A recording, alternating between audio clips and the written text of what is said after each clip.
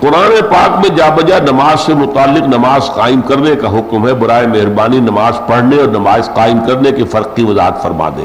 صحیح ہے آپ نے کہا، نماز قائم کرنا یہ ہے کہ نماز کے پورے نظام کو قائم کیا جائے، مسجدیں تعمیر کی جائیں، بر وقت اذانیں دی جائیں، مرد مسجد میں آ کر نماز ادا کریں، صفیں باندھ کر ایک امام کے پیچھے نماز ادا کریں، عورتیں گھروں میں ادا کریں لیکن مردوں کے لیے لازم ہے کہ وہ مسجد میں آئیں۔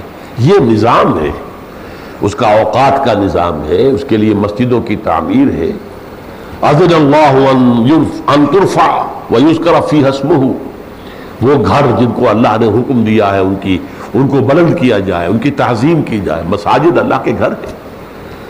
ایک حدیث میں آتا ہے کہ یہ جو تم زمین پر بیٹھ کے آسمان میں تاروں کو دیکھتے ہو، ایسے ہی آسمان والے اس زمین کے اندر مسجدوں کو دیکھتے ہیں۔ یہ مسجدیں چمکتی ہیں، یہ تاروں کی طرح روشن ہوتی ہیں، اس لیے کہ ان میں اللہ کا ذکر ہو رہا ہے، اللہ کا نام لیا جا رہا ہے، تسبیح و تحمید ہو رہی ہے، رکوع و سجود ہو رہا ہے۔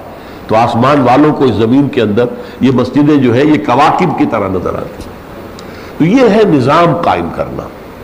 پھر اس میں جمعے کا نظام ہے، اور جمعہ جو ہے وہ سرکاری طور پر اسلامی ریاست میں، نجی طور پر نہیں ہو سکتا۔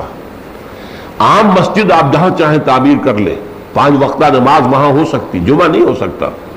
یہ جو ہمارے ہاں ہے یہ تو سارا بگڑا ہوا نظام ہے، ایک ایک گلی میں 2 مسجدیں، اور دونوں جامع مسجدیں، وہ جامع اور اس کا عام مسجد کا فرق ہی ختم ہو گیا۔ وہاں تو یہ تھا کہ وہ جامع مسجد جو ہے وہ ایک حکومتی حلقے کے اندر ایک ہی ہوگی، آج کل ہم کہہ سکتے ہیں ایک یونین کاؤنسل میں ایک ہوگی، جامع مسجد ایک ہوگی، سب کو وہیں آ کر نماز پڑھنی پڑے گی۔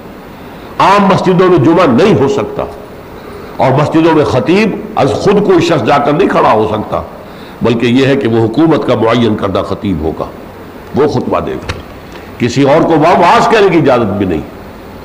یہ نظام ہے، نظام جمعہ۔ اور اسی لیے یہ تھا پہلے ہمارے ہاں بڑا مسئلہ تھا کہ دیہات میں جمعہ نہیں ہوتا، بلکہ مصر جو کہ ایک قصبے کی مانند ہو کوئی جگہ، وہاں جمعہ ہوتا ہے۔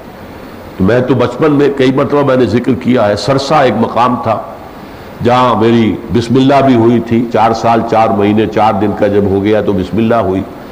پھر ایک بڑی مسجد تھی وہاں مرکزی، بہت اونچے مینار تھے اس میں میں نے قاعدہ پڑھا، نورانی قاعدہ۔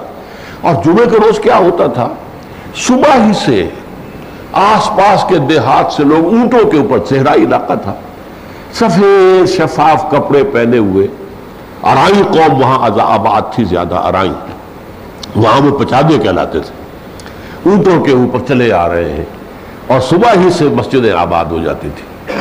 کہیں یہاں واعظ ہو رہا ہے، کہیں یہاں کچھ اور ہو رہا ہے، کہیں قرآن پڑھ رہے ہیں، کہیں نفل پڑھ رہے ہیں، یہ صبح سے مسجد آباد ہوئی۔ پھر جو ہے جمعہ ہوتا تھا، اذان ہوتی تھی۔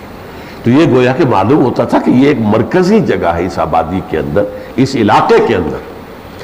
تو یہ ہے در حقیقت نظام جماعت، نظام نماز، اس کے مختلف تقاضے ہیں۔